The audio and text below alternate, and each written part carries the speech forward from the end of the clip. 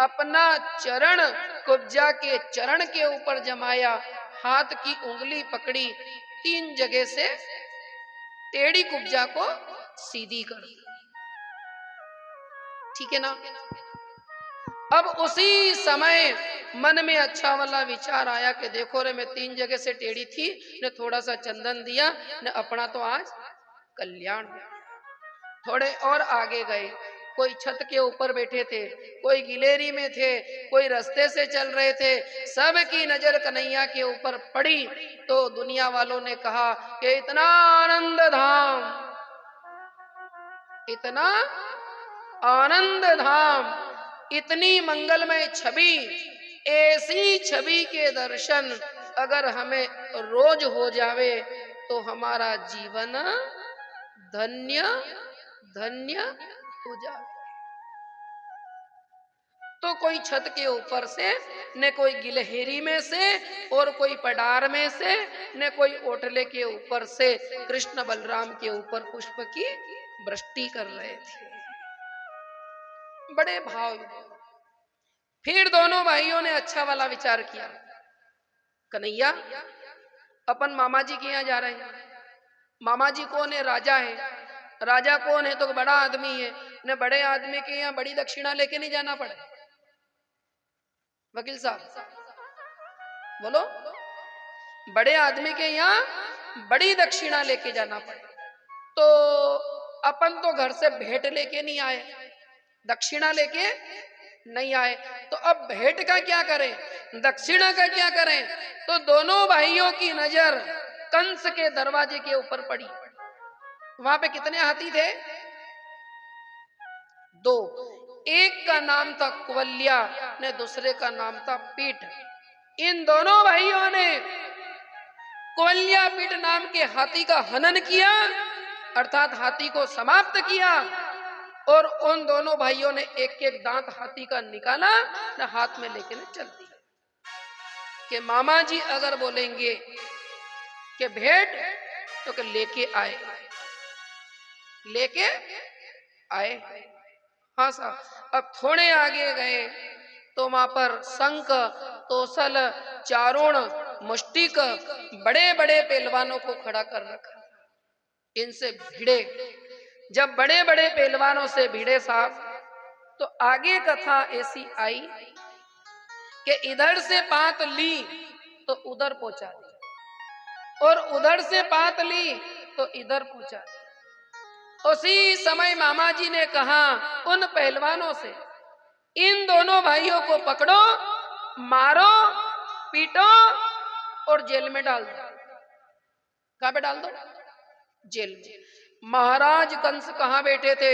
ऊंचे से ऊंचे सिंहासन के ऊपर। उसी समय भगवान कृष्ण ने देखा कि अब मामा जी के पास में जाना पड़ेगा। तो इन्होंने कहा कि बुलाया काहे के लिए? तो यज्ञ के दर्शन करने के लिए। उसी समय यज्ञ के दर्शन करने गए। यज्ञ में क्या देखा कि एक धनुष था। उस धनुष को गन्ने के भांति तोड़ डाला। जैसे ही धनुष की आवाज आई, महाराज कंस गजे, बके, चिल्लाए, अब शब्द बोले, मांग मर्दन करे। उसी समय ब्रह्म कृष्ण कंस के पास में पहुंच गए। कंस ऊंचे सिंहासन के ऊपर बैठे हुए थे। ब्रह्म कृष्ण ने कहा कि इसी कंस ने मेरी मां की चोटी पकड़ी थी। ठीक है, अब मेरे को भी मामा जी की चोटी पकड़ना। चोटी पकड़ी साहब, खींचा और धरती के ऊपर पटक दिया। अब भगवान कहां बैठे? तो के कंस की छाती के ऊपर। ठीक है, और कहा कि मामा जी आप बुरा मत मानना, कभी आपको ऐसा लगता होगा कि बाणेज बड़ा खराब है, तो न तो मैंने किसी को मारा और न मैं किसी को मारता हूं। अगर आप किसी गुरु को, ब्राह्मण को, साधु को, संत को, महात्मा को, तपस्वी को भाणेज को, बहन बेटी को अगर आप भोजन कराते तो वो पुण्य बन जाता और आपके काम में आ जाता।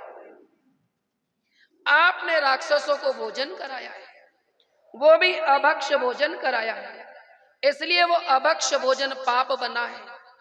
अब आप कहो कि भाणेज बड़ा खराब है, तो न तो मैंने किसी को मारा और न मैं किसी को मारता हूं। जन्म से लगा करके मरण तक का पाप आप याद कर लो। मामा, ये पाप आपकी छाती के ऊपर थोप रहा है। उसी समय आत्मज्योति निकली, परमात्मा के चरणों में लीन हुई, अप्सरा नाचने लगी, दुंदुभी नाम के बैंड बाजे बजे और आकाश मार्ग से प्रभु के ऊपर ढेर सारे पुष्प की वृष्टि हुई। बोल वृंदावन बिहारी लाल।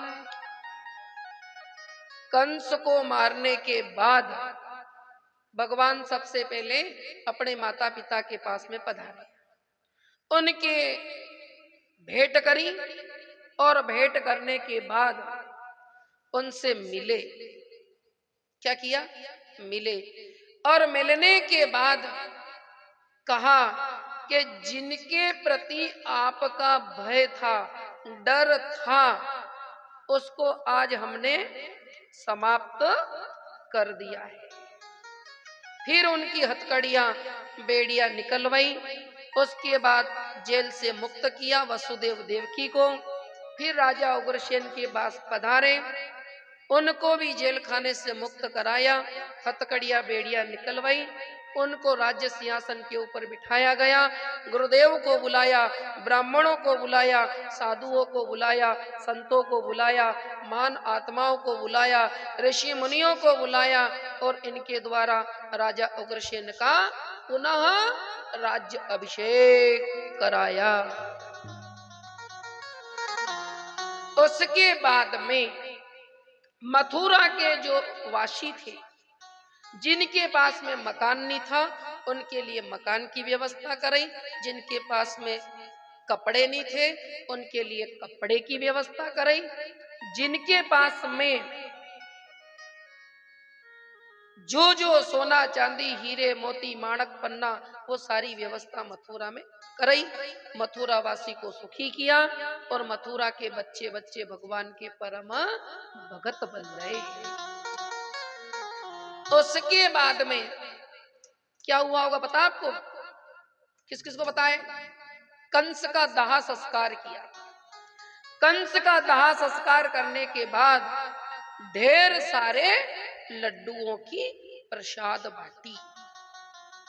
लड्डुओं की प्रसाद बांटने के बाद कंस की कितनी पत्नियां थी? 2, ठीक है ना? बड़ी वाली का नाम था अस्ति और छोटी वाली का नाम था पासती। ठीक है? इन दोनों पत्नियों को अपने पिता का घमंड था। किसका घमंड? पिता का। बताओ घमंड क्यों था? क्यों था? कि इनके पिता के पास में 60,000 हाथी के बराबर ताकत थी, पिताजी के पास। ठीक है? क्या नाम था? जरासंध। 60,000 हाथी के बराबर ताकत। ठीक है? इन्होंने कहा कन्हैया तुम तो जरा से हो, मेरे पिता के पास में 60,000 हाथी के बराबर ताकत है। अभी जाएं पिता के देश और हमारे पिता को बोले कि कृष्ण और बलराम ने हमारे पति को समाप्त कर दिया। पिताश्री आप कृष्ण बलराम को समाप्त कर दो। ठीक है? अब ये लोग वहां गए, अस्ति और पास्ती। सुखदेव मुनि सुनाते कि चक्रवर्ती सम्राट राजा परीक्षित, जरासंध को मालूम पड़ा। जरासंध ने क्या किया साहब कि मथुरा नगरी के ऊपर चढ़ाई करने का मन बनाया। कौन सा मन? मथुरा पे चढ़ाई। अब जरासंध 23 अक्षौहिणी सेना लेकर के मथुरा नगरी के ऊपर चढ़ाई करे। कितनी बार? 17 बार। कितनी बार? 17 बार। अब ऐसी कथा से क्या शिक्षा लेना चाहिए? कि 17 बार जरासंध ब्रह्म कृष्ण से मथुरा लड़ाई करने गया। अब शब्द बोले, गाली देवे, जो भाई वो बोले, भगवान ने जरासंध को माफ कर दिया। क्या कर दिया? माफ कर दिया। जरासंध ने कहा कि मैं मथुरा जाता हूं कन्हैया से झगड़ा करने, पर वो तो सामने भी नहीं आता है। इसका मतलब अब मेरे को मथुरा नहीं जाना चाहिए। ठीक है, नारद जी पधारे। नारद जी ने जरासंध से कहा कि जरासंध, वो कन्हैया युद्ध तो करे, पर वो सेना और बढ़ाना पड़े, सेना और बढ़ाना पड़े।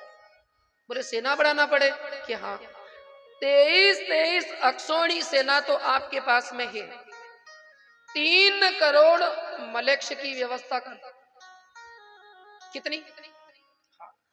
और फिर मथुरा नगरी के ऊपर चढ़ाई करो। ठीक है नहीं?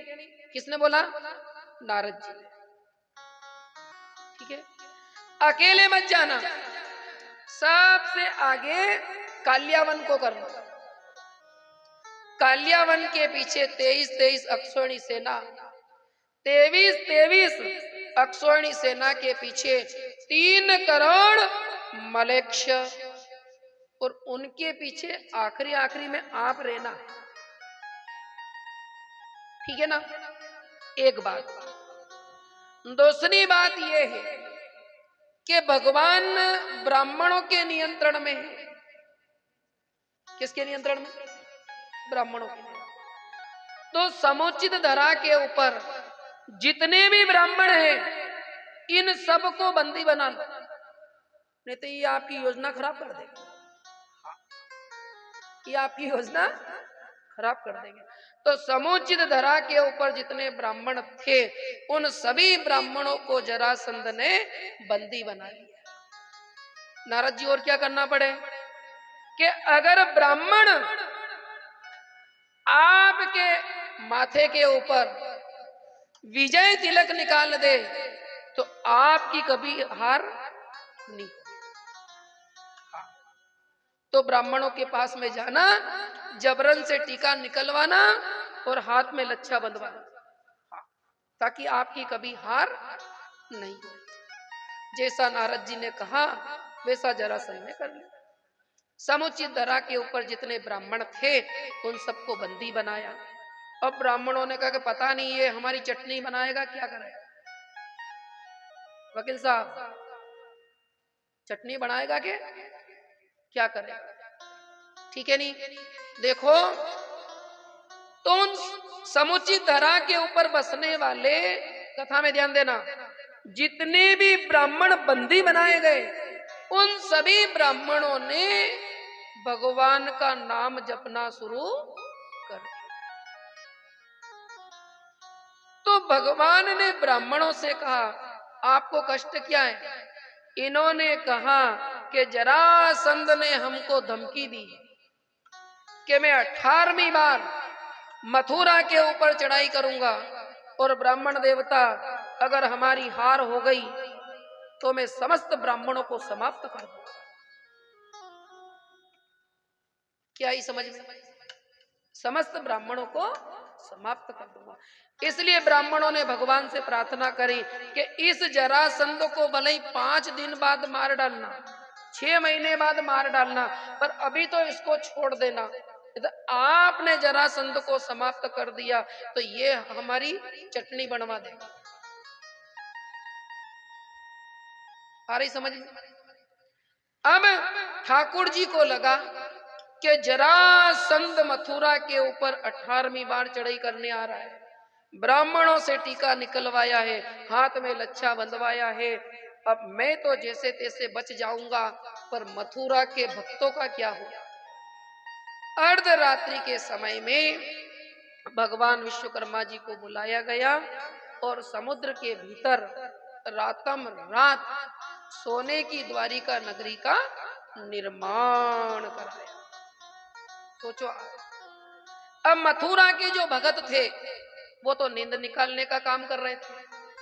उन सोते हुए मथुरा वासी को द्वारिका नाथ ने द्वारिका में पहुंचा दिया। और ज्यादा बूढ़े बूढ़ी थे तो बलराम जी ने कहा कि भैया इनको आप संभालना, इनको आप संभालना। सवेरे सवेरे का समय था। द्वारिका नाथ बाहर निकले थे।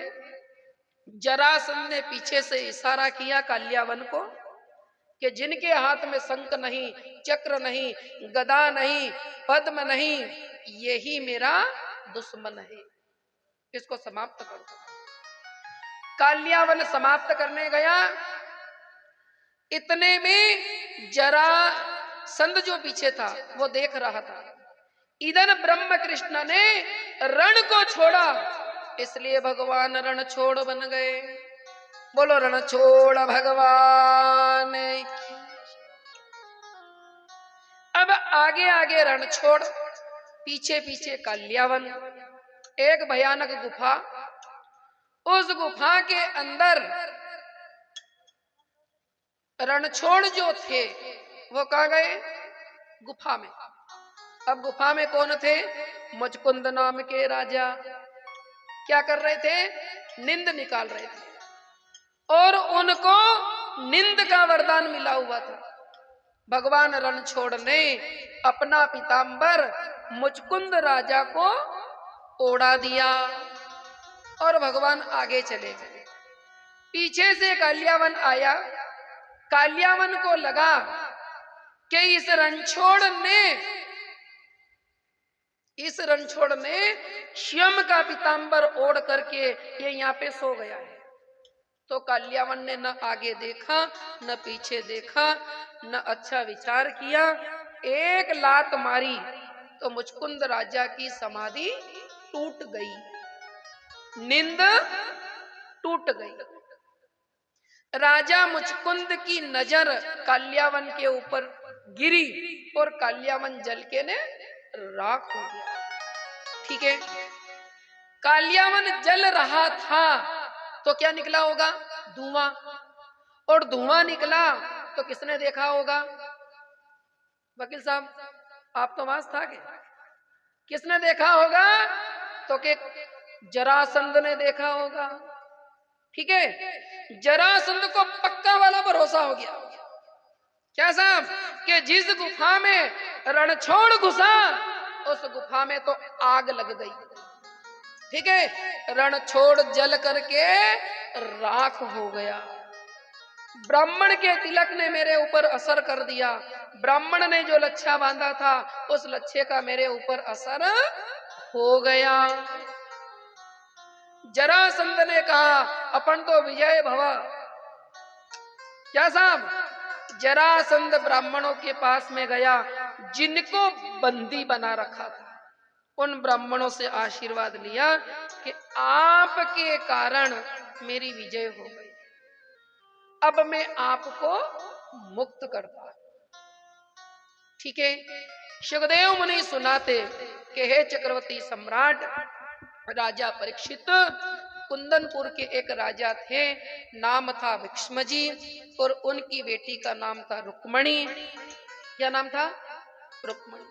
राजा विक्ष्म ने विचार किया कि मेरी बेटी रुक्मणी का विवाह द्वारिका के राजा द्वारिकाधीश के साथ में करूं।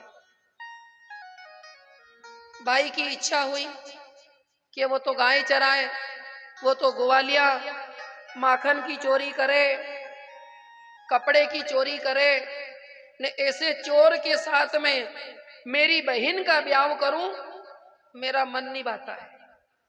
तो फिर क्या करना चाहिए? चेदी देश का एक राजा है, नाम शिशुपाल है, और शिशुपाल के साथ में मेरी बहन का ब्याह करूं, ऐसा विचार आया। उसी समय रुक्मी पंडित जी के पास में गया और पंडित जी से कहा कि पंडित जी साहब एक काम करो, रुक्मणी और शिशुपाल के नाम के लगन देखो तो। तो इन्होंने कहा कि साहब लगन नहीं आते, लगन नहीं आते। तो रुक्मी ने कहा कि पंडित जी साहब आपने 100 रुपया दक्षिणा होती होगा तो मैं आपने 500 दूं, पर आपने झूठा लगन लिखना पड़े, क्योंकि रुक्मी को मालूम है कि पंडित जी पूड़ी बांध दे ने लच्छो लपेट दे, मेरे बाद आज दिन तक कड़िए छोड़ी देखियो के देखे, ठीक है नहीं। तो पंडित जी ने झूठी लग्न पत्रिका तैयार करी ने लच्छा बांधा ने रुक्मी के हाथ में थंबा दिया। रुक्मी ने कहा कि पंडित जी साहब अगर ये वाले लगन में शिशुपाल के वहां पहुंचाने जाऊं ने उस गांव में अगर कोई चतुर ब्राह्मण होगा तो बोल देगा कि लगन खोटा, लगन खोटा। तो एक काम करो, मैं आने का ने जाने का किराया दूंगा, आने का ने जाने का किराया दूंगा, ठीक है ने आने ने जाने की दक्षिणा दूंगा, लगन देने आपको जाना पड़ा। किनको? पंडित जी। अब पंडित बेरा वैजा कैसा न भले लगन खोटावे तो ये पंडित जी पारसी में कही दे कि कांकड़ डोड़ा छू मंतर अतरे, तो कांकड़ डोड़ा छू मंतर इतने में तो काम होएगी नहीं होए। अब पंडित जी ने कहा कि चलो अपने तो लिखने की दक्षिणा मिलेगी, आने जाने का किराया मिलेगा, ने उधर से भी दक्षिणा मिलेगी, ने इधर से भी दक्षिणा मिलेगी। अब भले लाड़ी मरे ने लाड़ो मरे अपने कहीं करनो, खन्निया में लगन मेलन चालो जो बात अपने पैया आएगा नहीं, कहीं आएगा, बात खत्म। ठीक है साहब, जीवन में ध्यान रखना, जीवन में ध्यान रखना। पंडित जी लग्न पत्रिका लेकर के रवाना हुए। सबसे पहले बिल्ली ने रास्ता काटा। पंडित जी के मन में विचार आया कि ये तो बिल्ली ने रास्ता काटा, अपने कहीं कटे, अपनी नानी रा लगन तो है ही को नहीं जो अपनी गर्दन कटे, ठीक है नहीं दिनेश जी, बात तो सही है क्या? हाँ। तो भले बिल्ली रास्ता काटे ने भले कोई की गर्दन काटे, ठीक है नहीं। थोड़े आगे गए, पानी का बेड़ा तो मिला पर उसमें पानी नहीं था। थोड़े आगे गए, बिना तिलक का ब्राह्मण मिला। थोड़े आगे गए तो आटा मिला। थोड़े आगे गए तो सांप ने रास्ता काटा। थोड़े और आगे गए तो बर्तन वाले मिल गए। थोड़े और आगे गए तो आटा सामने मिला। थोड़े और आगे गए तो घी सामने मिल गया। बहुत अपशकुन हुए, पर पंडित जी ने कहा कि अपनी नानी ना लगन तो है ही कौन जो फिकर कर अपना, बोले लाड़ो मरे के।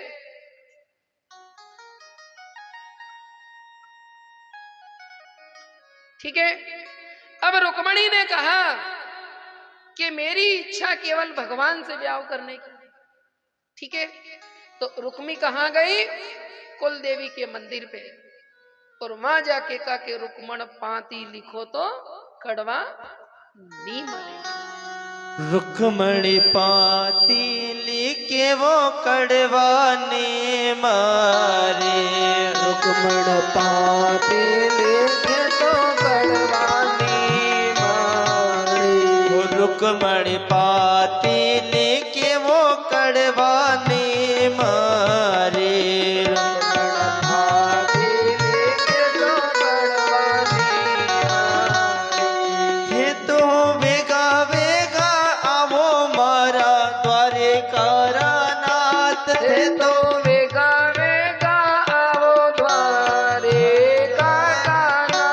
रुक्मणी पाती लिखे वो कड़वा ने मारे। रुक्मणी पाती लिखे वो कड़वा ने मारे।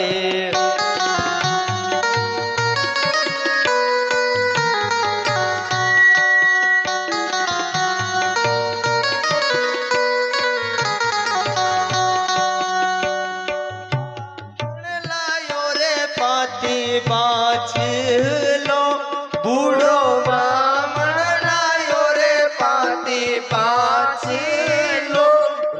रुक्मणी पाती लिखे वो कड़वानी मारे रुक्मणी पाती लिखे वो कड़वानी मारे थे तो वेगा वेगा आवो मारा सिर जन हार थे तो वेगा वेगा आवो मारा सिर जन हर रुक्मणी पाती लिखे वो कड़वानी मारे रुक्मण पाते लेके वो कड़वानी मारे यो तो चंदेरी रो लाल वीरो नाम शिशुपाल यो तो चंदेरी रो लाल नाम देखो शिशुपाल बूढ़ो बामण लायो रे पाती बाज लो बूढ़ो ब्राह्मण लायो रे पाती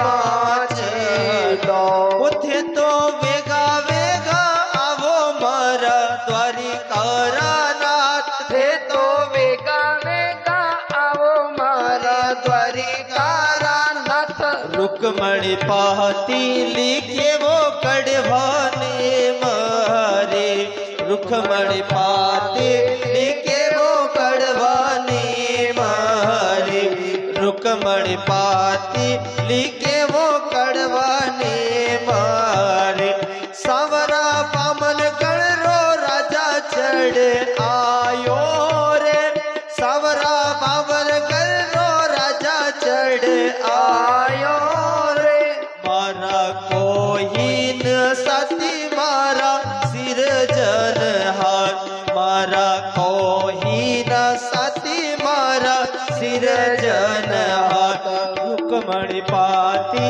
लिखे वो कड़वानी मारे रुक्मण पाते लेके वो मारनी मारे थे तो वेगा वेगा आवो मारा द्वारिका नाथ थे तो वेगा वेगा आवो मारा द्वारिका नाथ रुक्मणी पाती लिखे वो कड़वानी मारे रुक्मणी पाती लिखे वो कड़वानी मारे सदगुरुदेव भगवान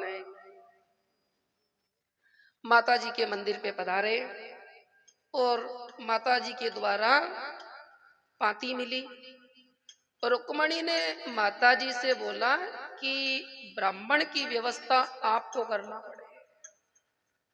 आप माता जी के मंगलमय आशीर्वाद से एक ब्राह्मण की व्यवस्था हुई। उसी समय रुक्मणी ने कहा कि पंडित जी मेरे को ज्ञान तो है कि टीका निकालना पड़े दक्षिणा देना पड़े पर मामला बड़ा ऊंचा है। हाँ, तो यूं समझना कि यह नानी आप यह नानी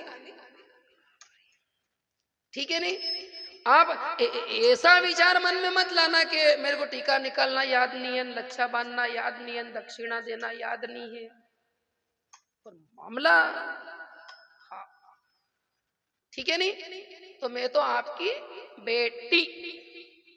उसी समय पंडित जी साहब द्वारिका पधारे लग्न पत्रिका लेकर के और द्वारिका नाथ ने कहा ये लग्न पत्रक आप पढ़ के सुना। आवाज आई कि मैं बेटी मारा सतगुरु मंडप्या मारो ब्याव करावेगा। मैं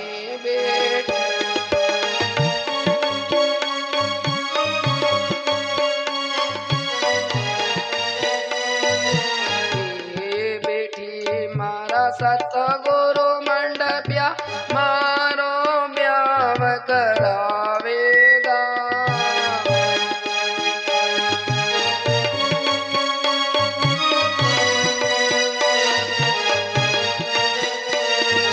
मारो ब्याव करावेगा ने झटपट लाड़ो लावेगा।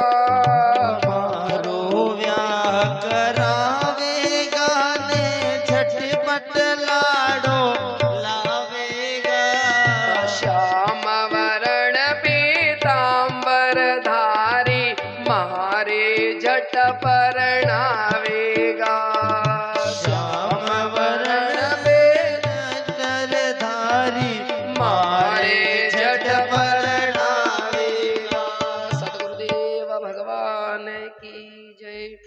नारायण देव की जय। सुखदेव मुनि सुनाते कि चक्रवर्ती सम्राट राजा परीक्षित उसी समय द्वारिका नाथ ने पंडित जी साहब से बोला कि क्या लिखा है इसके अंदर कि रुक्मणी न तो घर पे मिलेगी, न राजमहल में मिलेगी, न अड़ोसी पड़ोसी के यहाँ मिलेगी, न सखी सहेलियों के यहाँ मिलेगी, तो फिर कहाँ मिलेगा? तो के काकड़ पे एक माता जी का मंदिर है, वहां मंदिर में रुक्मणी मिलेगी। इन्होंने कहा बस अब भी आया। अब भगवान द्वारिका नाथ की बारात द्वारिका से कुंदनपुर जा रही है, ठीक है नहीं? अब बारात के अंदर 33 कोटि देवता, 52 भेरू, 64 योगिनियां, हस्तिनापुर का दल, ब्रह्मा जी का दल, पांडवों का दल और 56 करोड़ यदुवंशी, ठीक है। अब देखो बारात द्वारिका से थोड़ी सी बाहर निकली, थोड़ी सी। भगवान द्वारिका नाथ ने बलराम जी से बोला कि बड़े भैया इस बारात के अंदर 2-4 जना सापा पाकड़िया वाला है कि कौन है? कहा के पंडित जी बारात बतावन आवे नहीं कई तो भी देखे कि देवार को कौन है ने सब बांडी पेंट रहा भी देवार का लगे रहेगी।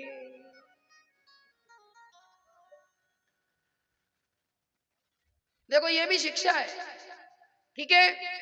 तो वो पंडित जी साहब बोलते हैं कि बारात में अगर कोई बड़ा बुजुर्ग हो तो हम उनका सम्मान करना चाहते हैं, टीका निकाल दे, लच्छा बांध दे, तो ये आगे ये जो सम्मान वाला है कि क्या ऊपर है पाचे कहा के बड़ी जमात में भरे ने कहीं करा। दौलतराम जी साहब खाए भोगे नहीं खाए।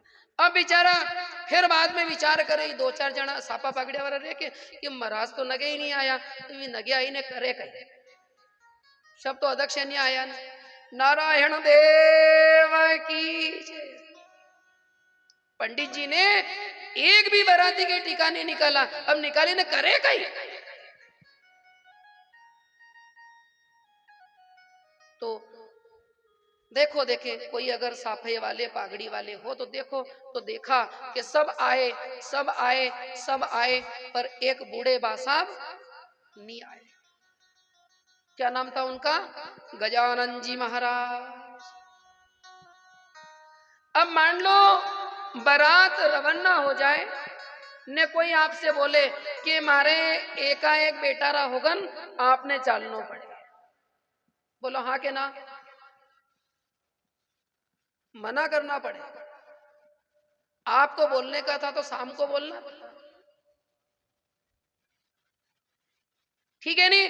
अब भले ही एकाएक बेटे को सोगन खाए ने भले ही परिवार को भी खा जाए तो भी कोई चले। अब क्या करना पड़े? ऐसी की ऐसी गजानन जी को बीती तो बुलाने कौन जाए? तो नारद जी को भेजा। नारद जी ने कहा कि शाम को बोलते, नारद जी को भेजा तो गणेश जी ने बोला कि शाम को बोलते तो मैं अपने कपड़े तैयार कर ले। एक काम करो, मैं मेरे 2-4 जोड़े कपड़े तैयार करूं, इतने मेरे को थोड़ा समय लगे, थोड़ा सा समय लगे, ठीक है। अब गजानन जी महाराज तैयार होके आए, इतने में नारद जी ने कहा कन्हैया जी से, अरे साहब सुंड सुंडारा, इतनी हाथी जैसी सुंड, सुपड़े जैसे कान, आंख में गिजड़, मुंह में से लार पड़े, पेट इतना बड़ा न जांग तो ऐसी के चलाए ही नहीं, न ये अपने बाप के बाप से नहीं मानेगा न बारात के आगे आगे चलेगा। तो पूरे गांव वाले बोलेंगे कि सब आए सब आए सब आए पर एक ओजगे को साथ में लेके आए। क्या करें? गजानन जी महाराज ने कहा चलो साहब मैं तैयार होके आ गया, मैं तैयार होके आ गया हूं। तो कन्हैया जी ने कहा एक काम करना, मेरी द्वारिका सोने की है, काई की है? हाँ। और ये जितने 56 करोड़ बाराती है नी, एक के ऊपर भी मेरे को भरोसा नहीं। ठीक है, आप द्वारिका में रहना, लड्डू ज लड्डू खाना ने द्वारिका की निगरानी करना। ठीक है, गजानन जी महाराज के मन में उत्तम कोटि का विचार आया कि लाड़ी एक ने लाड़ा दो, तो कोई के नाक कटेगा ने कोई के कान कटेगा ने कोई के हाथ कटेगा ने कोई के पैर कटेगा ने खून की नदियां बह चलेगी, तो अपन कावड़ी लड़ाई में गवा देता फरा। इससे बढ़िया द्वारिका में रहेंगे, लाड़ू खाएंगे न बड़ा आनंद लेंगे। ठीक है साहब, गजानन जी पधार गए, बारात का दल आगे बढ़ा। अब बारात तो आगे चली ने नारद जी द्वारिका पधारे। नारद जी ने गजानन जी से कहा कि जैसे पिता वैसा बेटा। क्योंकि क्या हुआ कि पिताजी भी बोरा भंडारी न औलाद भी बोरी भंडारी, बड़ा लाड़ू के चक्कर में द्वारिका में पड़े।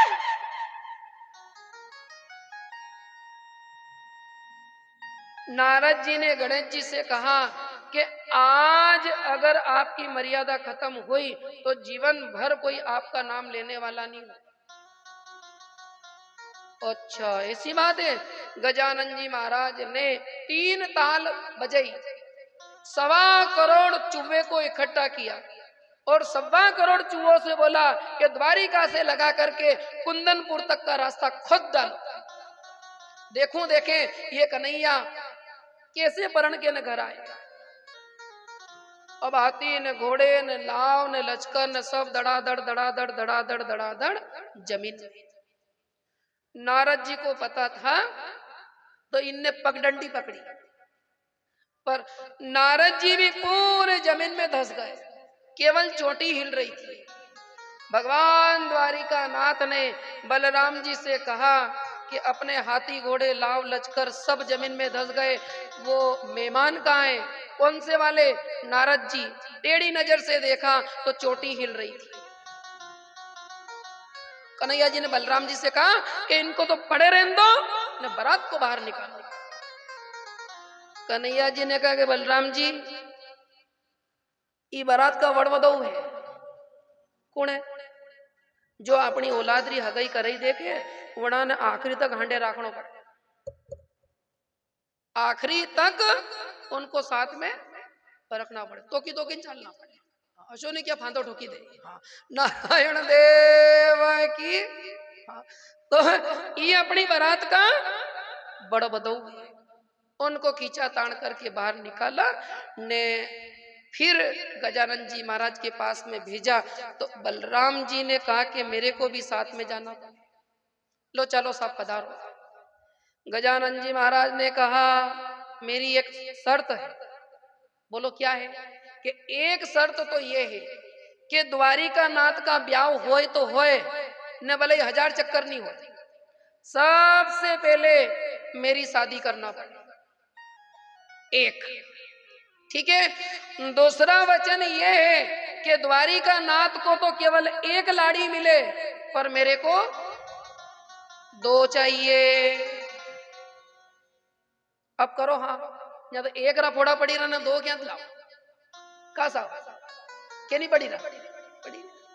सुखदेव मुनि सुनाते कि हे चक्रवर्ती सम्राट राजा परीक्षित, नारद जी महाराज ने हाँ करी, आगे आगे दौड़ लगाई।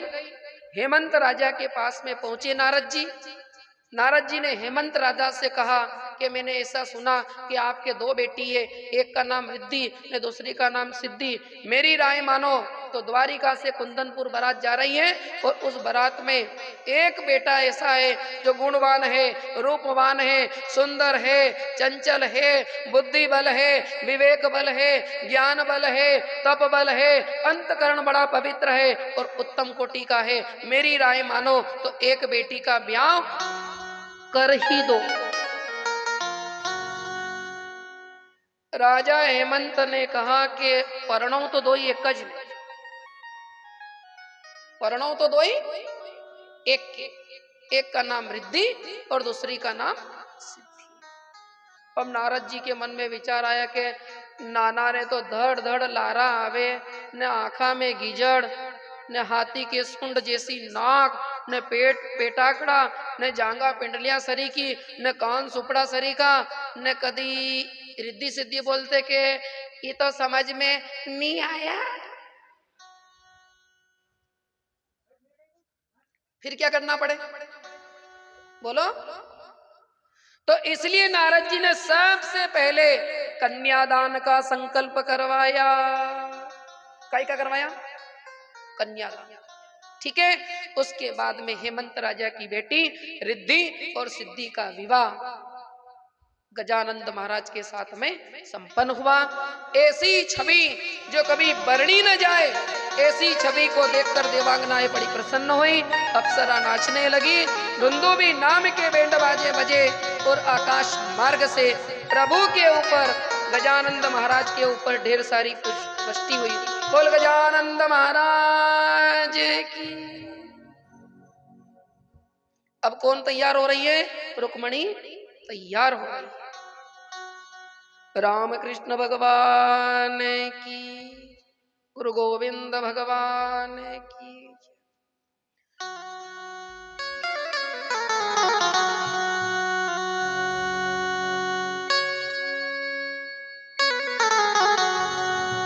गोपाल कृष्ण भगवान की जय हो। आओ मेरी सखियों मुझे मेहंदी लगा दो, आओ मेरी सखियां मुझे मेहंदी लगा दो, मेहंदी लगा दो मुझे सुंदर सजा दो, मेहंदी लगा दो मुझे सुंदर सजा दो, मुझे श्याम सुंदर की दुल्हन बना दो, मुझे श्याम सुंदर की दुल्हन बना दो। आओ मेरी सखियों मुझे मेहंदी लगा दो, आओ मेरी सखियों मुझे मेहंदी लगा दो, मुझे श्याम सुंदर की दुल्हन बना दो, मुझे श्याम सुंदर की दुल्हन बना दो।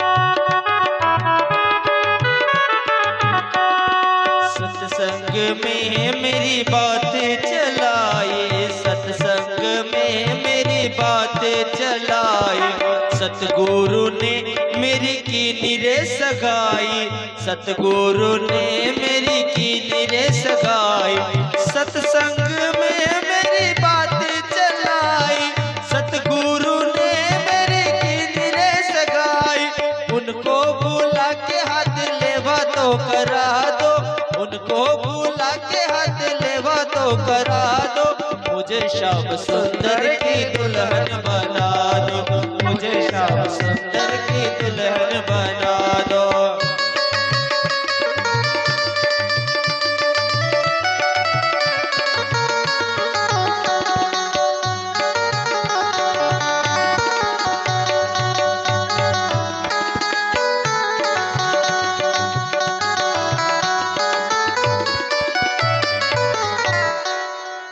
सतगुरुदेव भगवान की जय। अब बारात का दल जब आगे बढ़ा महाराज, तो क्या होता है कि उसी समय रुक्मणी कहां बैठी है? रुक्मणी कहां बैठी है? बंद करवा दो। सतगुरुदेव भगवान की जय। तो देखो अपन कहां चल रहे थे?